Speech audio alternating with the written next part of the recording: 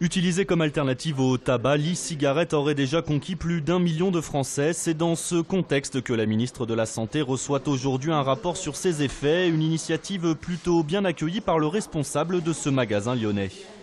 Si ça va dans la sphère de la sécurisation des clients, vers une meilleure connaissance des produits, de meilleures études, c'est très bien. Après, il faut faire attention à pas forcément trop diaboliser ce produit-là qui est nouveau. Dans ce rapport devrait figurer l'interdiction de fumer dans les lieux publics. À l'heure actuelle, dans les aéroports, gares et transports en commun, la cigarette classique est bannie dans les engins et sur les quais. Concernant la cigarette électronique, c'est un peu plus flou. Il n'y a pas de règle. Si à un moment donné c'est interdit à l'intérieur des lieux publics comme un quai de métro ou comme un abri de bus, nous verrons bien et à ce moment-là nous appliquerons cette législation-là quand elle sortira.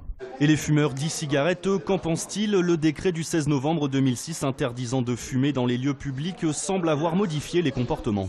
C'est tellement appréciable de ne pas fumer à table que non, je vais vapoter dehors.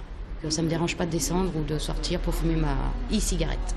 21 recommandations figurent dans le rapport transmis à la ministre de la Santé. Impactera-t-il un business en pleine expansion? En France, en 2010, on comptait un magasin spécialisé dans la commercialisation de cigarettes électroniques.